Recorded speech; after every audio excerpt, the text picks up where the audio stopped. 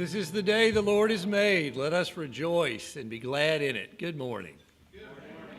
My name is John Kirkendall, one of the elders here at Scots Kirk, and on behalf of the congregation and the session and Pastor Jim Mitchell, it's my privilege to welcome you all here this morning for worship with us, whether you're joining us in the sanctuary or joining us remotely.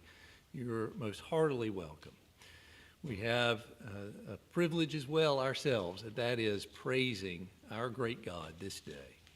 I'm glad you're here to join us in that. A couple of announcements I want to call your attention to. The Women's Bible Study has concluded for the summer and will resume in the fall with a study of the book of Acts. But there is an ongoing Bible study at the church on Wednesday evenings. The Bereans meet at 6:30 p.m. on Wednesdays, and they're studying the Gospel of Mark right now, and all are welcome to join them. Also, to call your attention to an announcement about next Sunday, we're going to have the campus minister for Reformed University Fellowship at the College of Charleston with us. His name is Seth Gurley. He's going to speak to us after church, but we will have before that a church lunch. Sandwiches are going to be provided, but there is a meal train set up for sides and desserts and drinks. If you're interested in participating, you're more than welcome to come and not bring anything at all. But if you would like to participate in this, please do consider signing up this week, and that will be next Sunday after church. Let's take some time now to prepare our hearts and minds to worship our great God. There's a passage from Isaiah 33 printed in the bulletin to assist with this.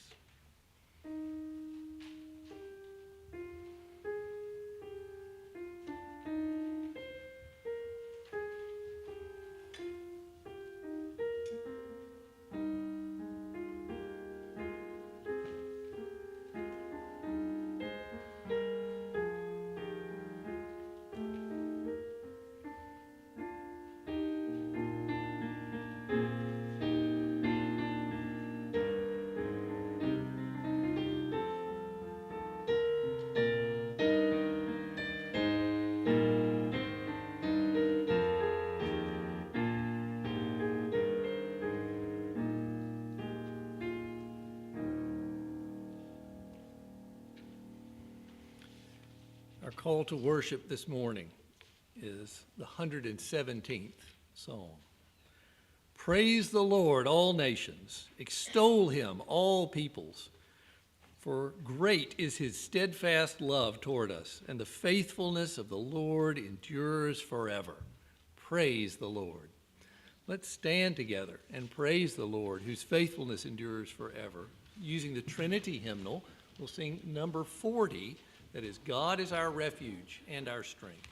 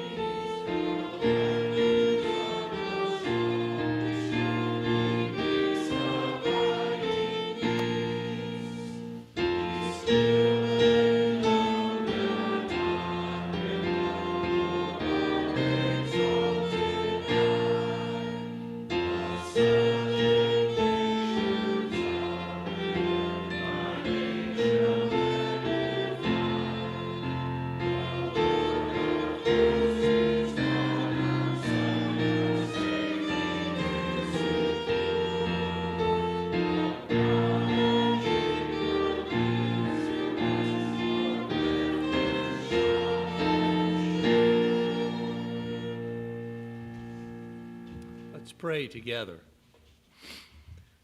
O sovereign Lord, we bless your name this day and forever. From the rising of the sun to its setting, your name is praised around this world that you have made, praised for the mercy that you have shown us all in Christ Jesus. We praise you for the work of your Holy Spirit that has drawn us to this place. We thank you for this fellowship we enjoy as members of your family.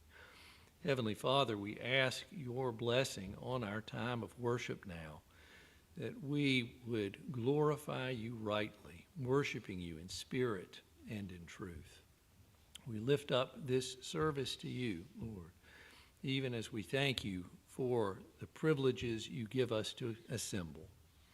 Heavenly Father, we thank you that we are not alone, but members of a church that spans the ages and the globe, that all your people at all times glorify your name. We join with the saints, Lord, praying the prayer that Jesus taught his disciples to pray, saying, Our Father, who art in heaven, hallowed be thy name. Thy kingdom come, thy will be done, on earth as it is in heaven. Give us this day our daily bread, and forgive us our debts, as we forgive our debtors. And lead us not into temptation, but deliver us from evil. For thine is the kingdom, and the power, and the glory forever. Amen. You may be seated.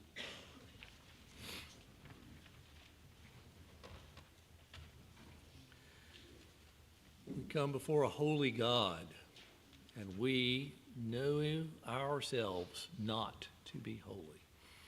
But in Christ Jesus, he has made a way that we may approach him. And it is right that we spend time now confessing our sins before him. To read some selections from Psalm 130 and from Paul's letter to the Romans, and then let's spend some time in prayer of silent confession. Hear the word of the Lord. If you, O Lord, should mark iniquities, O Lord, who could stand? For all have sinned and fallen short of the glory of God. Let's go before the Lord in prayer.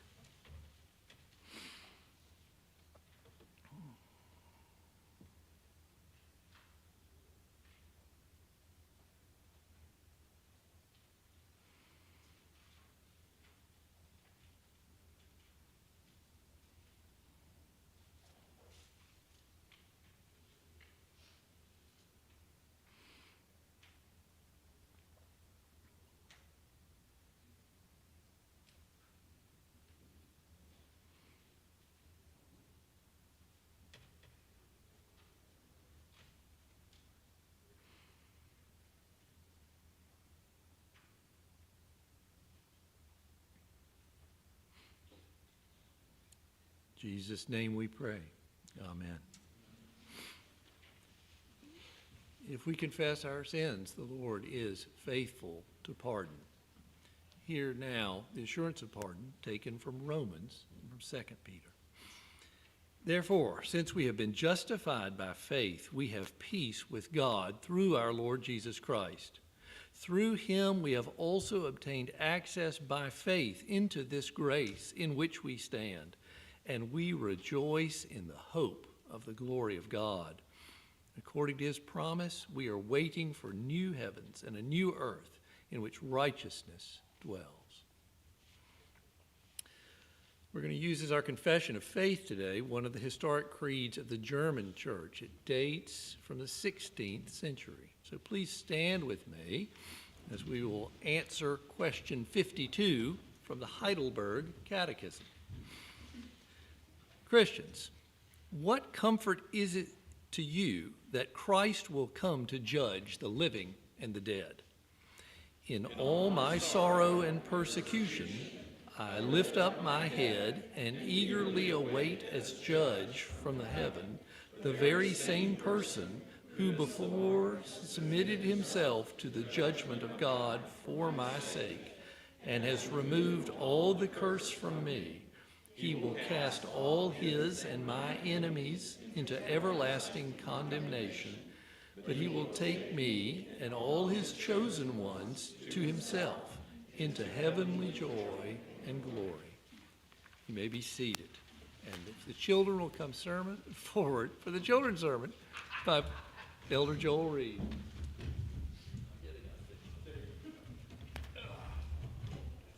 There we are. Well, good morning. How many of you have ever gotten mad at somebody? Okay, I'll lift my hand up high. It happens to me all the time. And how many times do you feel like you were right in getting mad at them?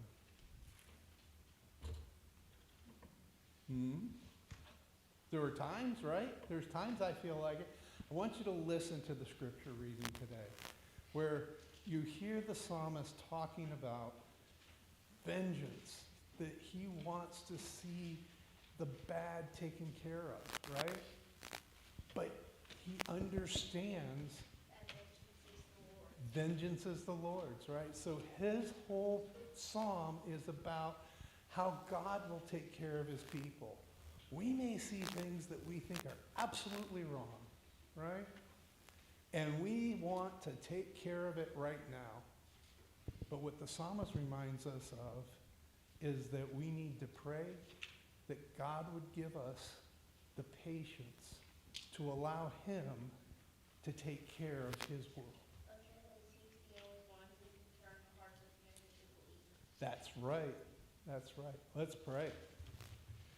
Dear Heavenly Father, we do thank you that you do take care of us, that the wicked do not prosper, even though we seem to think they do. Father, give us the peace and the understanding to look to you and to wait on you and to allow you to take care of us. In Jesus' name we pray. Amen.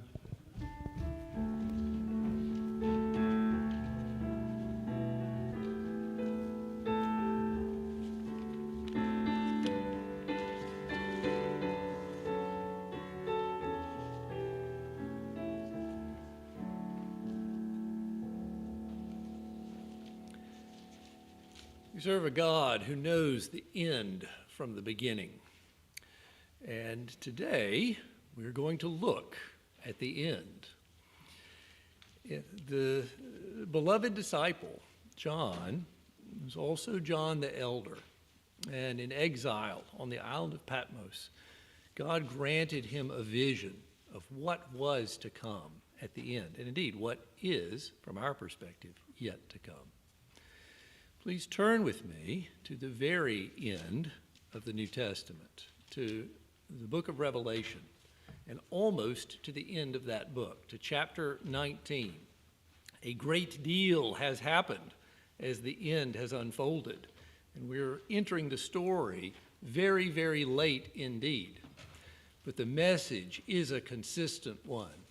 God, who is sovereign over time and history, will work it out for his glory. Babylon the Great, the greatest of all human civilizations, the worst of all human civilizations, has fallen. And mankind has despaired to see it. And so we begin chapter 19 with something very unlikely, joy. Hear now the word of the Lord, Revelation 19. After this, I heard what seemed to be the loud voice of a great multitude in heaven, crying out, Alleluia! Salvation and glory and power belong to our God, for his judgments are true and just. For he has judged the great prostitute who corrupted the earth with her immorality, and has avenged on her the blood of his servants. Once more they cried out, Alleluia! The smoke from her goes up forever and ever. And the 24 elders and the 4 living creatures fell down and worshiped God, who is seated on the throne, saying, Amen, hallelujah. and from the throne came a voice saying, "Praise our God, all you his servants, you who fear him, small and great." Then I heard what seemed to be the voice of a great multitude, like the roar of many waters and the sound of a mighty peal of thunder, crying out, "Hallelujah, for the Lord our God, the Almighty, reigns. Let us rejoice and exult and give him the glory, for the marriage of the Lamb has come, and his bride has made herself ready. It was granted to her to clothe herself with fine linen, bright and pure, for the fine linen is the righteous deeds of the saints." And the angel said to me, "Write this, blessed are those who are invited to the marriage supper of the Lamb." And he said to me, "These are the true words of God." Then I fell down at his feet to worship him, but he said to me, "You must not do that. I'm a fellow servant with you and your brothers who hold to the testimony of Jesus. Worship God, for the testimony of Jesus is the spirit of prophecy." Then I saw heaven opened, and behold, a white horse. The one sitting on it is called Faithful and True, and in righteousness he judges and makes war. His eyes are like a flame of fire, and on his head are many diadems, and he has a name written that no one knows but himself. He is clothed in a robe dipped in blood, and the name by which he is called is the Word of God. And the armies of heaven, arrayed in fine linen, white and pure, were following him on white horses. From his mouth comes a sharp sword with which to strike down the nations, and he will rule them with a rod of iron. He will tread the winepress of the fury of the wrath of God the Almighty. And on his robe and on his thigh he has a name written, King of Kings and Lord of Lords. Then I saw an angel standing in the sun, and with a loud voice he called to all the birds that fly directly overhead, "Come and gather for the great supper of God, to eat the flesh of kings, the flesh of captains, the flesh of mighty men, the flesh of horses and their riders, and the flesh of all men, both free and slave, both small and great." And I saw the beast and the kings of the earth with their armies gathered to make war against him who was sitting on the horse and against his army. And the beast was captured, and with it the false prophet, who in its presence had done the signs by which he deceived those who had received the mark of the beast and those who worshipped its image. These two were thrown alive into the lake of fire that burns with sulfur. The rest were slain by the sword that came from the mouth of him who was sitting on the horse, and all the birds were gorged with their flesh. This is the word of the Lord. Thanks be to God.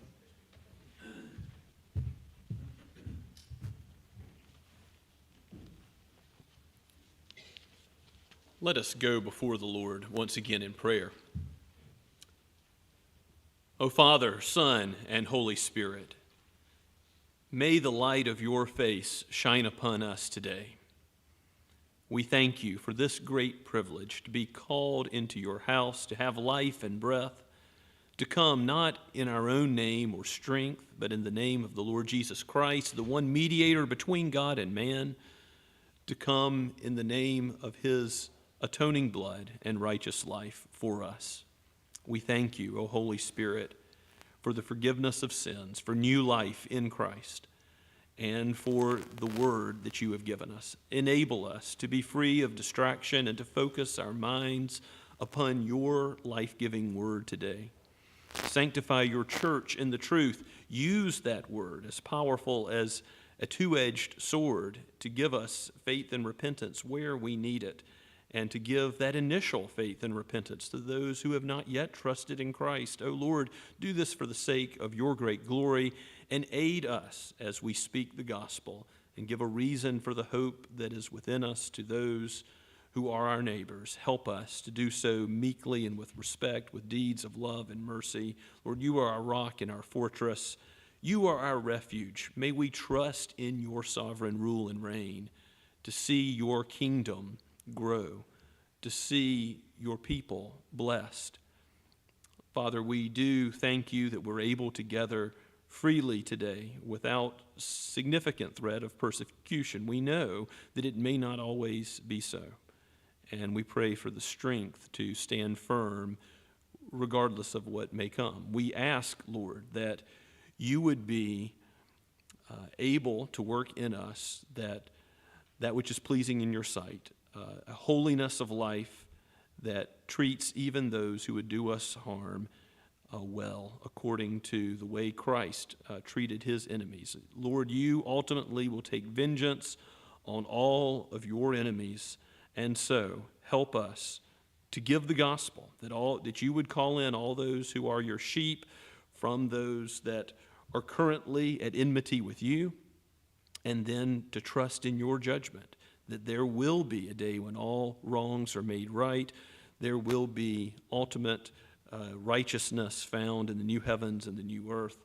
We do pray for the judges of the earth, that they would do right, that those in authority in earthly institutions and the church would rule well, that they would bow the knee to King Jesus. Lord, we know that you have given us wisdom, that if we are able to be taught by your word, if rulers conform to your word, it is pleasing in your sight, and the peace that results from it is good for all. May we be salt and light in this world as your church to bless those who are still walking in darkness, that they may see a great light. Lord, bless the community that you have given us with one another and with you, so that others may see your work in our lives, and give us the courage to speak the gospel regularly. Father, we thank you for the women of this church, for those who are in college. Father, we thank you for those that are undergoing many trials right now, for those who are tired and weary, for those who are hard at work. Father, we pray that you would bless all those that come to Synod in the meeting of next week. Give us faithful decisions according to your word as a denomination and as a presbytery in South Carolina, in Catawba Presbytery. We ask, Lord, that your glory would rule over all, and that our focus would be on you and not ourselves. We pray, Father, that you would aid those who have material need now. For those who are recovering from surgery, we lift up particularly Robin Otie and give you praise for the new kidney she has been given, and answer to prayer. And Father, we rejoice and bless your name for this, and ask that in the days ahead that it would be fully accepted by her body, and that you would aid her in the recovery from that surgery. We ask, Lord, that you would also be with Rob and Carrie Walters, that you would bless them and their significant health needs. And Father, we thank you for the community of this church and their family. Surround them with your love. Father, we continue to ask that you would bless parents who seek to worship, seek to raise children that worship you, and raise them up in the nurture and admonition of your word and its truth. Bless each one of these young ones that is here today. Father, aid us as a church to care for them as you would have us, to guide and direct their steps according to the everlasting truth of Scripture. We ask all of this in the name of the great King and head of the church, the one who reigns now with all authority over heaven and earth, and who will most certainly come again in power and judgment, the Lord Jesus Christ. In his name we pray. Amen. As we continue to worship the Lord together, let us sing from the Psalter. So that's the blue book that looks like this. And we're going to sing Psalm 94a, which is a portion of the psalm we're looking at this morning. Let's stand and sing the very word of God together.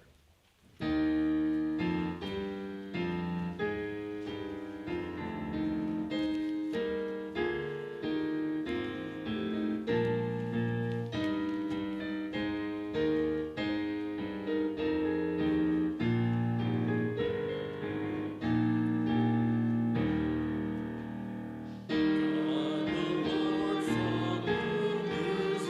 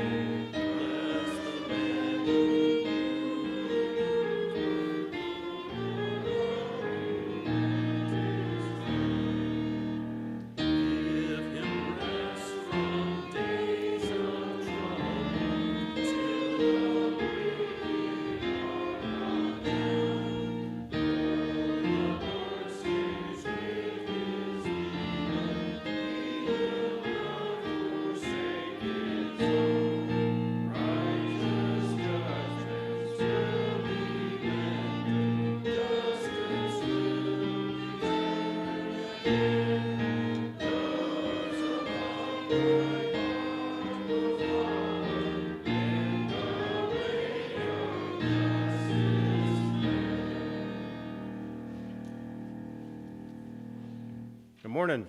I'm going to read from 1 Peter chapter 4, and then we'll pray over our tithes. But the end of all things is at hand. Therefore be serious and watchful in your prayers. And above all things, have fervent love for one another, for love will cover a multitude of sins. Be hospitable to one another without grumbling. As each one has received a gift, minister it to one another as good stewards of the manifold grace of God. Let us pray. Lord, we come before you again, and we thank you so much for all that you have done for us. Thank you for your Son, who has covered all sins with his love, Lord. I pray that we would take that love and we would share it one with another, and we would be a shining light here and where you have placed us in this world. I pray that we would look for those opportunities as they come. May we not grumble. May we not seek our own or be selfish, but may we freely give as you have freely given to us. Please bless these tithes and offerings and continue to watch over us. In your name we pray. Amen.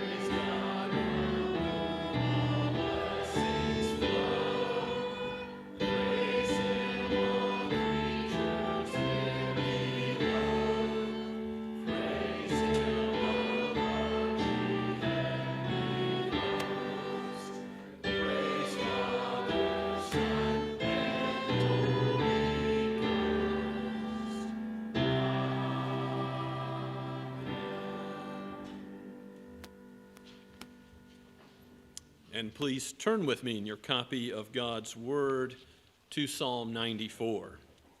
So Psalm 94 is our text for this morning. If you know something about this section of the Psalter, in the 90s essentially, there is a theme. All the Psalms in that range, particularly 93, have the theme of God's sovereign reign and rule. Psalm 93, the psalm just before our text today, says, "The Lord reigns, he is robed in majesty. The Lord is robed, he has put on strength as his belt," as its opening theme. And then all of the psalms from 95 to 99 have that same theme. If you flip through them later, you'll see what I mean. So the theme of God's sovereign reign and rule is going to come to bear in Psalm 94 in a particular way. It's a psalm of lament. So it's a cry, using that familiar cry of how long will injustice go on. But it's a lament and a cry for God to come with his kingly might and power and to bring it to bear on the circumstances of the psalmist, which we don't know who the psalmist is or what the historical context is. Probably it has something to do with comforting Israel in her exile, and certainly for the church today, as we are exiles, aliens in a strange land going towards home. But certainly the psalm also has some components of wisdom psalms, and you're going to see that particularly as we read it. Pay attention to verses 8 through 15 that give wisdom about God's perspective on the world and ultimately justice. So let's hear God's word from the pen of the human psalmist and breathed out by the Holy Spirit of God for each of us today. O Lord, God of vengeance, O God of vengeance, shine forth. Rise up, O Judge of the earth, repay to the proud what they deserve. O Lord, how long shall the wicked exult? They pour out their arrogant words. All the evildoers boast. They crush your people, O Lord, and afflict your heritage. They kill the widow and the sojourner and murder the fatherless. And they say, the Lord does not see. The God of Jacob does not perceive. Understand, O dullest of the people. Fools, when will you be wise? He who planted the ear, does he not hear? He who formed the eye, does he not see? He who disciplines the nations, does he not rebuke? He who teaches man knowledge, the Lord knows the thoughts of man, that they are but a breath.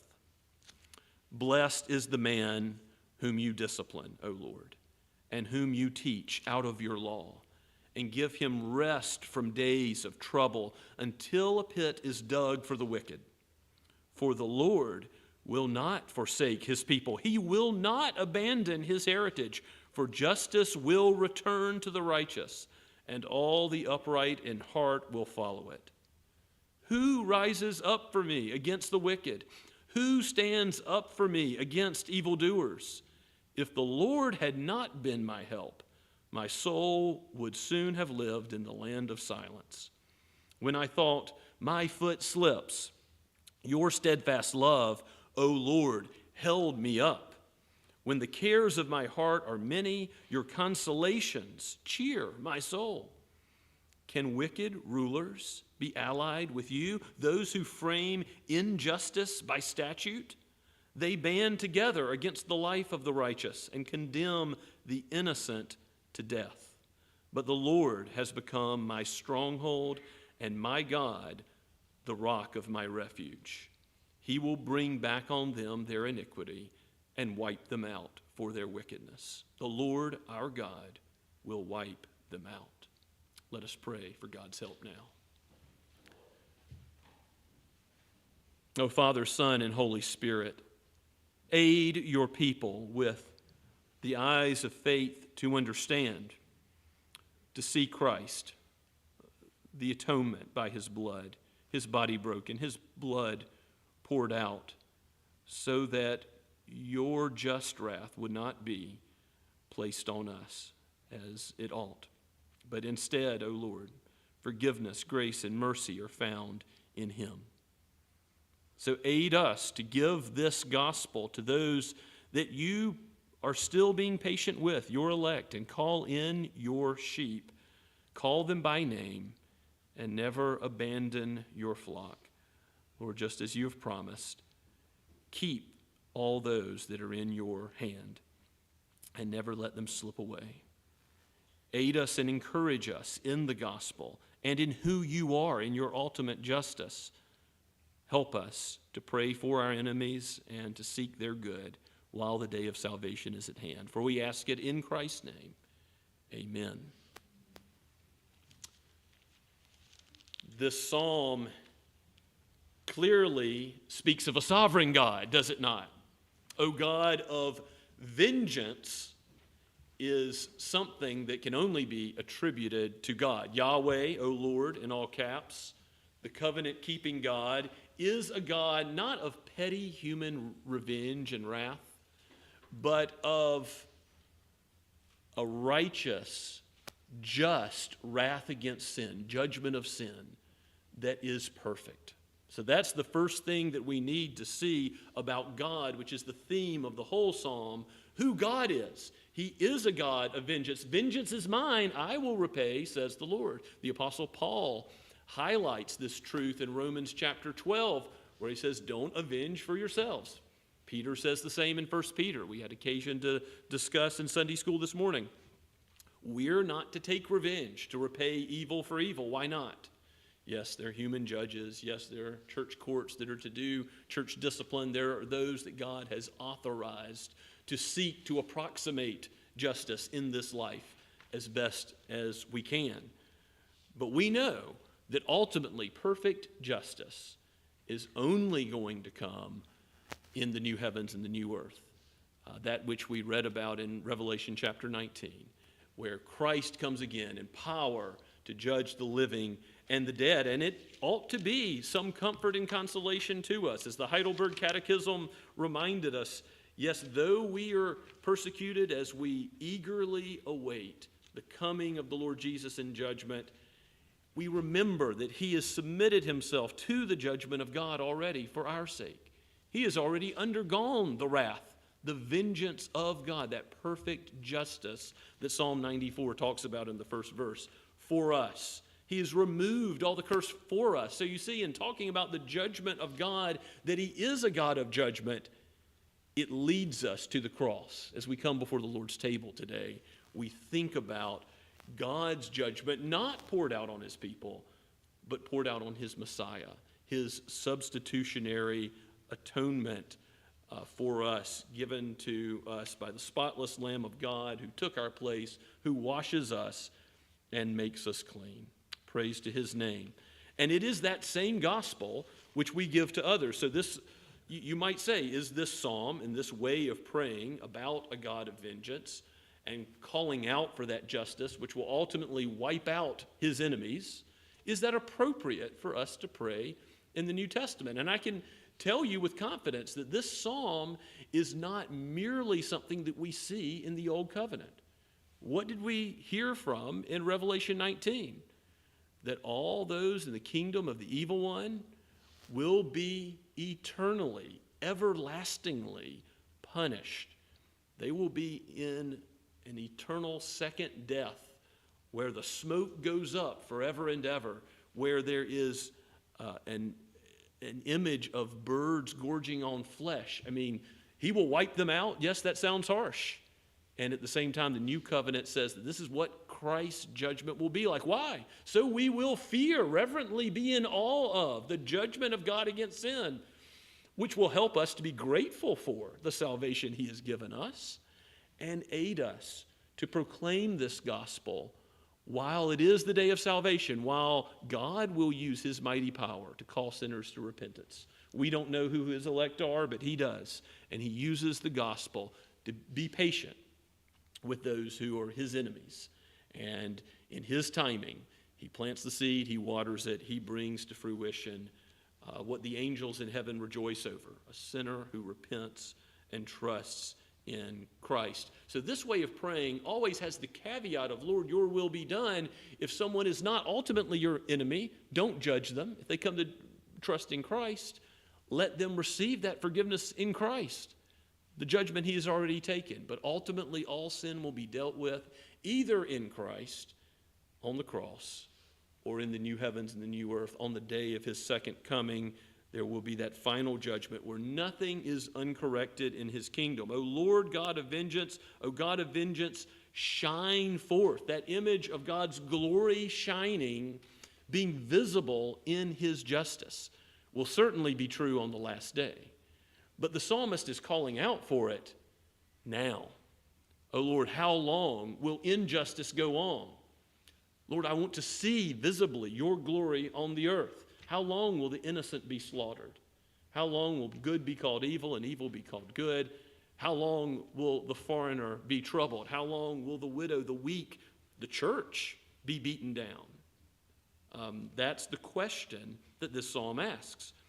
O God of vengeance, will you show your glory in your justice being enacted now? And in verse 2, continuing with this theme, the psalmist asks God to rise up, to give himself to action. And as judge of the earth, this reflects the language of Genesis 18:25, where Abraham says, will not the judge of all the earth do right? And of course, rhetorical question, he will. He will perfectly execute justice. Rise up, O judge of all the earth, and do what is right. Repay to the proud what they deserve. The humble poor believe and are comforted in the gospel. But the proud are the subject of the psalmist's cry, which begins in earnest in verse 3. O Lord, again Yahweh, his covenant name, asking for his inheritance not to be forsaken. O Lord, how long shall the wicked, those who are against God's inheritance, his people, O Lord, how long shall the wicked exult? How long shall they glory in their wickedness? How long shall they be living well, even though they are full of pride? And the following verses show what the wicked are doing. They are not just using words. They pour out arrogant words, and they boast. That's bad enough, but there's more. Their words reflect the inner attitude of the heart and their actions. They crush your people, O Lord. They afflict your heritage. That is the concern of the psalmist, those who would harm God's beloved flock. They kill the widow and the sojourner. They murder the fatherless. So a concern for the church being weak, I think, in the time of exile, quite likely. But this is a common Old Testament expression for those who are vulnerable. They are hurting those who are without a helper in this world, the widow, the foreigner, and the orphan. And they say, the Lord does not see. The God of Jacob does not perceive. So one of their arrogant phrases is quoted here so that it can be lifted before the Lord. As Hezekiah lifts up what Sennacherib says in prayer to say, oh Lord, what will you do about these boastful claims? Here it is. Lord, they say you don't see anything, that you don't perceive what they're doing. And here's where the wisdom comes into play from verses 18 to 15. Understand, O dullest of peoples, brutish beasts. Fools, when will you be wise? What is the wisdom from God's perspective about this? Well, verse 9, he who planted the ear, does he not hear? If he can give the design, all the intricacies of the human ear to his creatures, is it not the case that he is everywhere present, as Psalm 139 puts it, in the depths of Sheol, in the bottom of the earth, in the ocean floor, or to the heights of the heaven, in the furthest reaches of outer space? There is nothing that the creature can do that is not heard by God. He is omnipresent. He understands that which he has made. He who has formed the eye, does he not see? The same idea. How could God, in this amazing contraption that he has given us to see in this world, does it not reflect that he is the all-seeing God who knows even what's in our heart? Jesus sees what's in the heart. That's one of the proofs of his divinity in the Gospels. And he has formed the ear and the eye, but he also teaches, and that's where verse 10 leads to the word discipline. He who disciplines the nations, it's the schoolhouse word that encompasses both teaching and instruction as well as chastening. So there's an idea of chastening that comes, but he who instructs the nations, which looks forward to the gospel going to all the nations, but it's also an idea that's taken from Psalm 2 here, that if the nations don't bow the knee to Jesus and kiss the Son, they should expect to face the wrath of God Almighty. So he who disciplines the nations, does he not rebuke? So if God is Lord over all peoples, even those who would oppress the church, take her into exile, Babylon, again, this applies to us today who were strangers and exiles going to our future home. Does he not correct? He who teaches man knowledge, the Lord, does he not know the thoughts of man?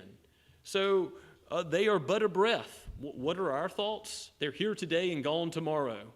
We have a lifespan of a few years. Earlier in the 90s, the famous Psalm of Moses, Psalm 90, says in verse 3, you return to dust.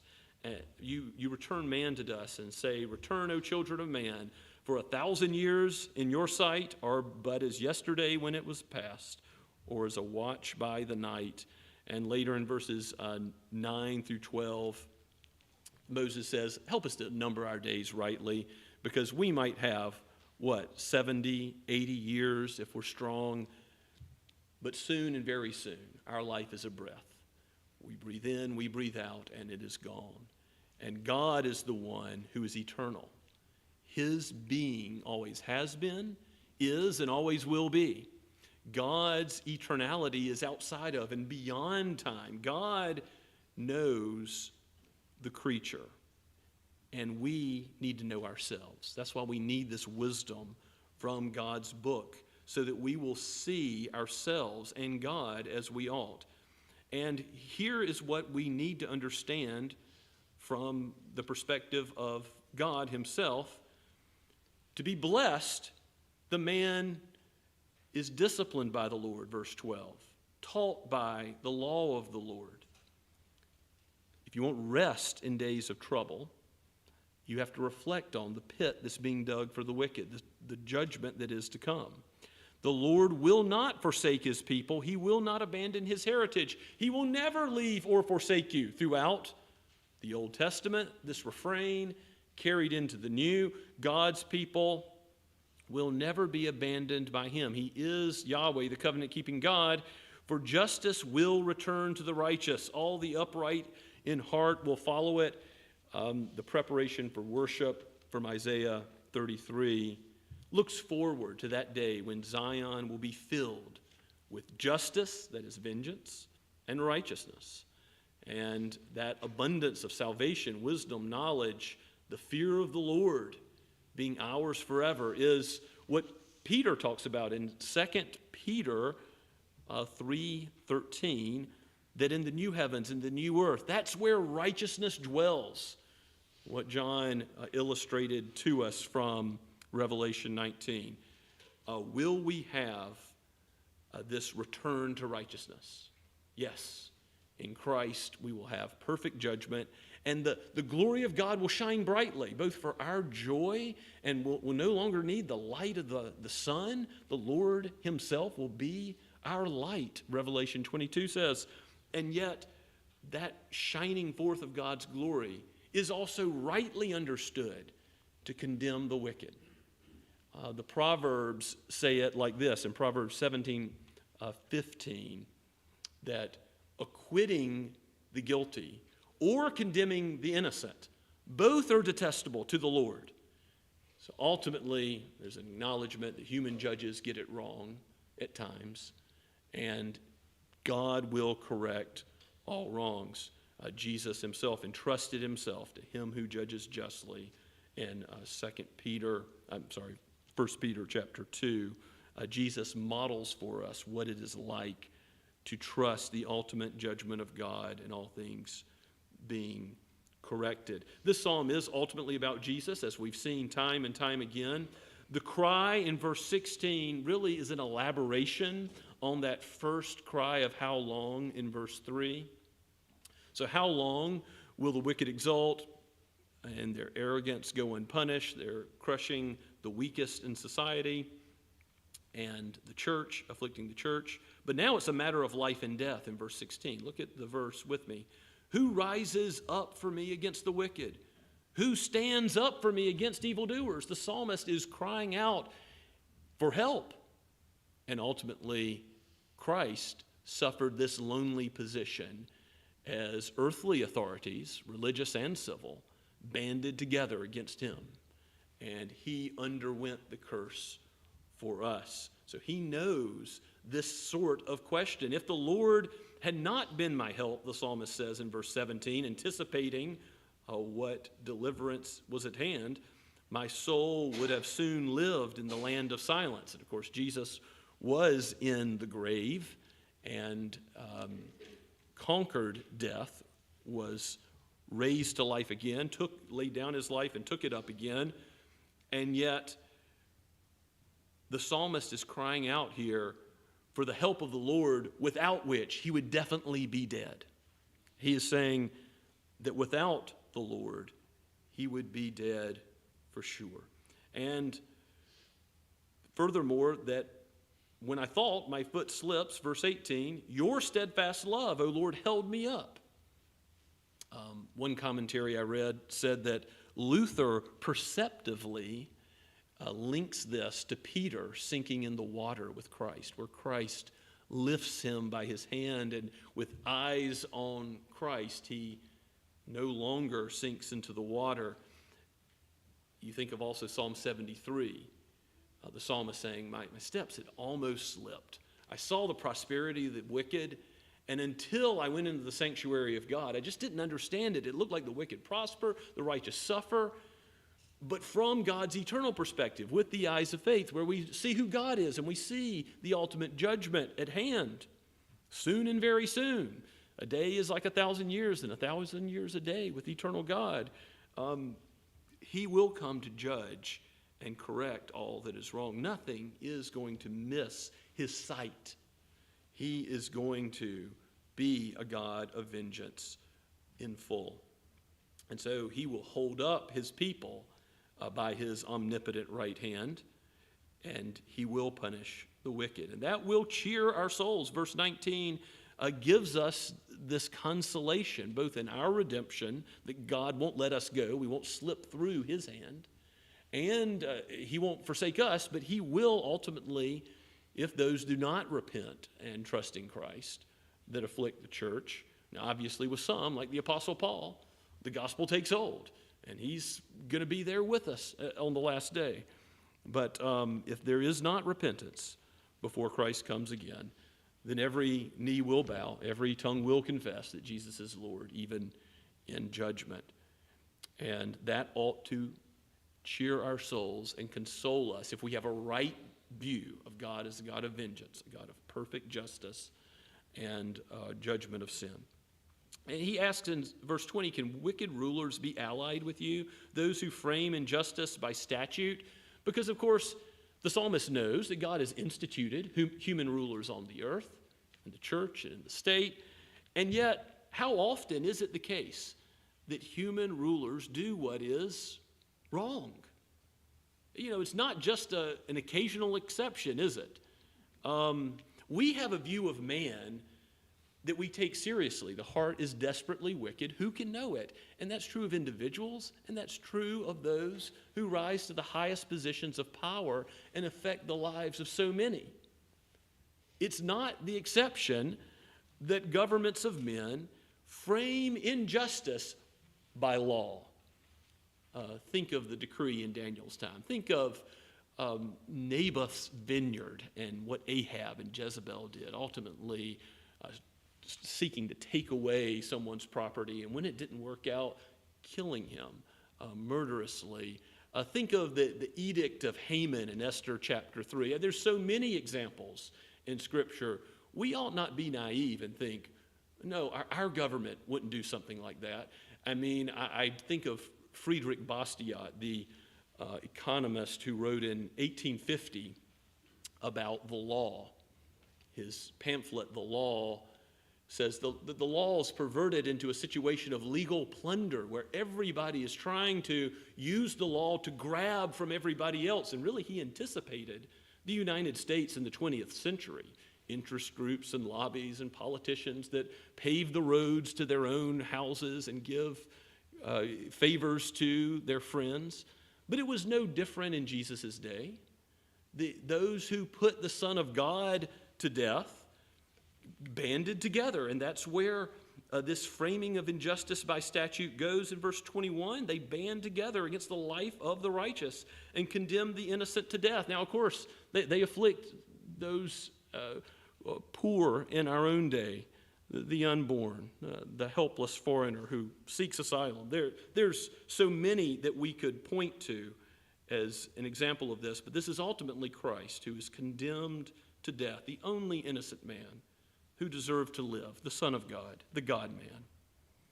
And he says, as the psalmist speaking the psalm in verse 22, but the Lord has become my stronghold and my God, the rock of my refuge.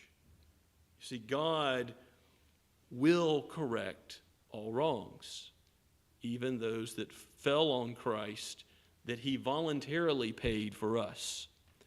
He will ultimately not in his grace and mercy in the gospel excuse, but every sin will be paid for his people and for those who rebel and do not obey the gospel. He will bring back on them the iniquity and wipe them out for their wickedness.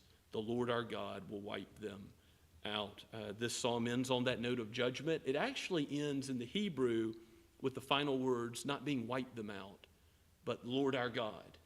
Lord our God is the final word of the psalm, and it is the first word.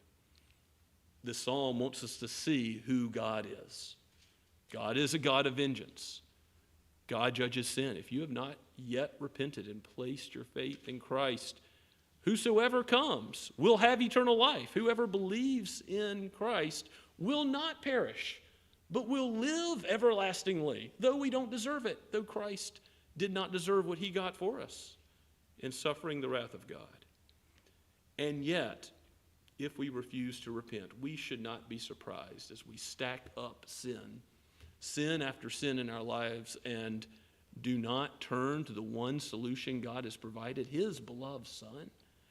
We should not be surprised that the Lord will punish with a final and perfect punishment that he repeats. He will wipe them out. And that doesn't mean cease to exist, but it means what Peter says, that we will be away from the presence and glory of God. And maybe you'll turn with me to Paul's writing to the church in Thessalonica, 2 Thessalonians chapter 1. And I'll close with these words. Again, I want to show you this is not merely the Old Testament thinking about God as a judge, but the Apostle Paul, as he writes in 2 Thessalonians chapter 1, verses 5 through 10, about the future judgment of God in a way that agrees with what Peter's going to say in 2 Peter. We'll see. But this is wisdom that we would consider our lives aright, that we are but a breath, that we would live in light of the second coming of Christ. So, verse 5, this is the evidence of the righteous judgment of God, that you may be considered worthy of the kingdom of God, for which you also are suffering. Since indeed God considers it just to repay with affliction those who afflict you. He will ultimately. We won't enact justice on our enemies, but vengeance belongs to the Lord. And to grant relief to you who are afflicted, as well as to us, when the Lord Jesus is revealed from heaven with his mighty angels in flaming fire, that image of a sharp sword coming out of his mouth from Revelation 19. What does Jesus do? He inflicts vengeance. With his mighty angels in flaming fire, he's inflicting vengeance on those who do not know God and on those who do not obey the gospel of our Lord Jesus Christ. The offer of salvation rejected, eternal destruction, away from the presence of the Lord and the glory of his might, verse 9 says, is the result. That is what wiping them out means. Eternal destruction, being away from the blessing presence of the Lord, the presence of the Lord only being in hell to judge and to condemn, where Jesus says the worm dies not, the flame is never quenched. This is the judgment that Scripture teaches, Old Testament and New. And to this end, the Apostle Paul prays for those hearing the message. So pray for your enemies is always what Jesus would have us to do. He may well be pleased to spare those from judgment who currently stand on the broad path that leads to destruction. If that's you, repent today.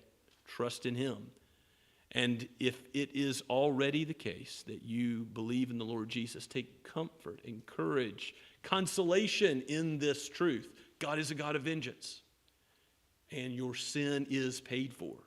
You don't have to fear double jeopardy. He will not try you again. Christ has already taken the penalty in full. As we go to the table, let us go with thanksgiving for who God is, our covenant-keeping Lord. Let's pray together. Oh Lord, we thank you for your word, for who you are, and for the certain knowledge of the future that it imparts, for the wisdom it imparts. May we rejoice and be cheered in your character and your attributes, for your mercy and for your grace that also go hand in hand with your justice. We thank you for the forgiveness of sins and pray in the name of the one who became man and died and rose to life again for that forgiveness. In the name of Christ, amen. So now let us respond to the preaching of the word and prepare for the table as we sing together from the Red Trinity hymnal number 316. We'll sing the first 2 verses before communion and the final verse afterward.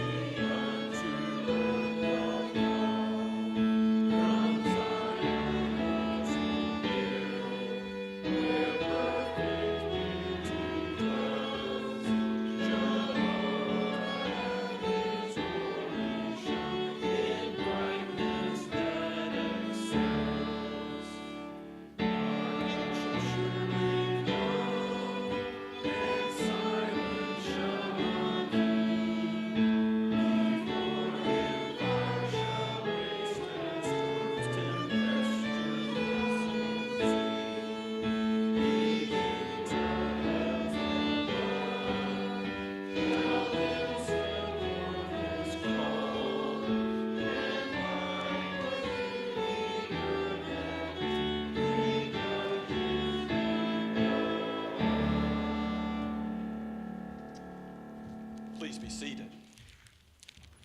As we come to the Lord's table, I remind you all that as I often do, this is not the table of Scots Kirk Presbyterian, nor is it the table of the Associate Reformed Presbyterian Church, our denomination. This is the table of the Lord Jesus, and he has called us to participate in this sacrament until he comes again, which he will most certainly do. It is a sign and a seal. It is a sign, meaning that it shows us the sacrifice of Christ, which is invisible to our eyes. We cannot see it, but he has given us this picture, tangible to our senses, that we might see. Just as surely as food nourishes the body, so also we are nourished by faith in Christ in our Christian walk. And he seals us his promises. That is, he assures us of the truth of the gospel, because we grow weak, we grow weary, we wonder, how long will God forsake us? And yet he is faithful. He shows us by this sacrament that his promises are sure. Just as surely as food strengthens the body, he is going to lead you by faith in Christ all the way home. So if you have not yet professed that faith in Christ, if you're not yet a believer, if you don't yet obey the gospel, if you haven't yet been changed, don't partake today, but talk to us about the gospel, that we might soon and very soon have you take this meal with us. If your children have not yet professed that faith, they're being raised in the nurture and admonition of the Lord. They're being taught the truth. But if they haven't yet professed this faith in Christ for themselves, don't have them yet partake, because we're warned to be able to discern the body of blood in Christ, what the sacrament means before we partake. And we long for the day when those children will come forward and make that profession of faith for themselves as well. If you're under the discipline of the church and you're not to partake, that's also a part of human justice in this earth.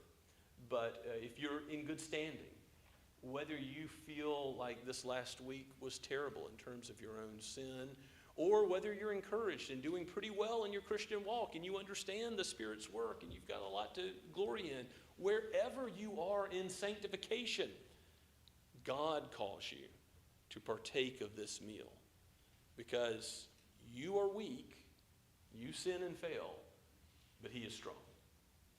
He upholds you by his omnipotent right hand.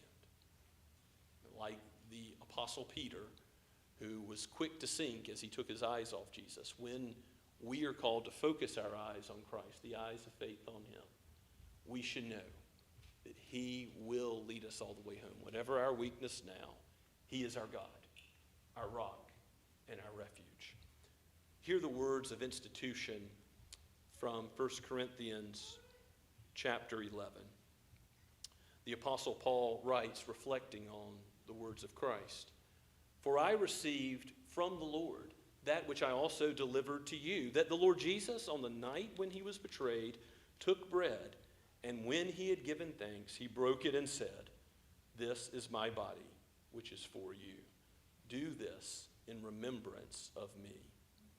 In the same way, also he took the cup after supper, saying, 'This cup is the new covenant in my blood. Do this as often as you drink it in remembrance of me. For as often as you eat this bread and drink the cup, you proclaim the Lord's death until he comes again.'" Let's pray together. Oh, gracious Father, thank you for providing this meal. Bless these common elements to a holy use, that we might be encouraged in you, the Lord, the God of grace and mercy and justice and wrath, the God who is perfect in all that you do and all the wisdom that comes from your mouth. May we depend upon your word and upon the Savior, the Lord Jesus himself, in whose name we pray. Amen.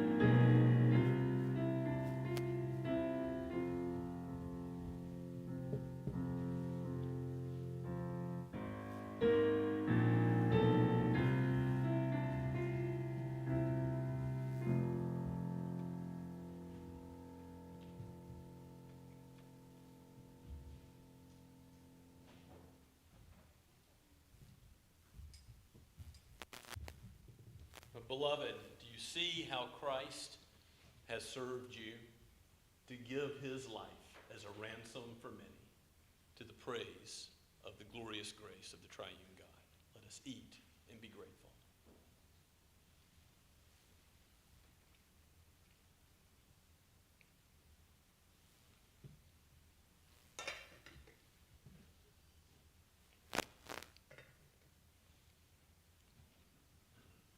In the same way also, after supper, he took the cup.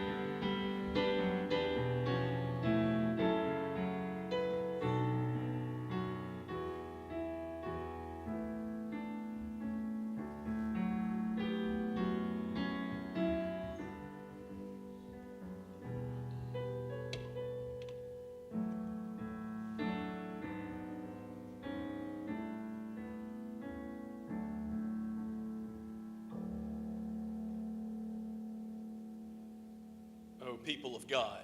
How has Christ served you? Who should have been wiped out? Was it Christ? Not at all. We deserve God's wrath and displeasure. But glory of glories, he took the cup of God's judgment and drank it to the very dregs for your salvation. Rejoice and be exceedingly glad.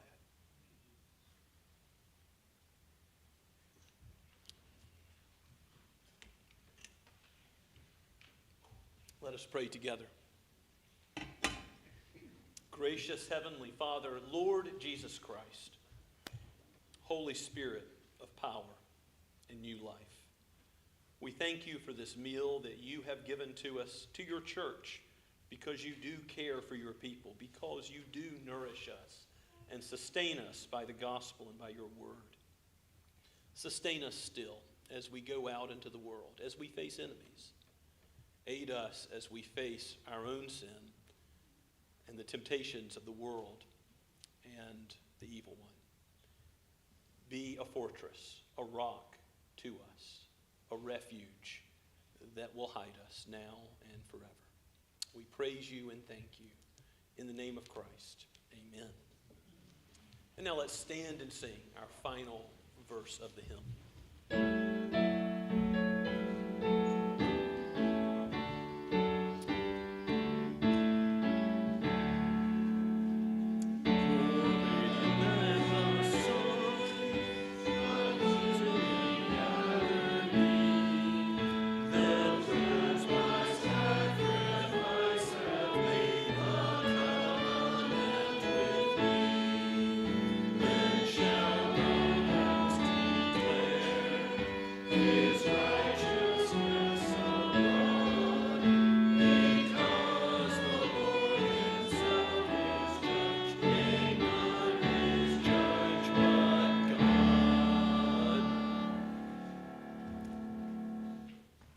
Now go forth with God's blessing upon you. May the God of hope fill you with all joy and peace in believing, so that by the power of the Holy Spirit you may abound in hope. Amen.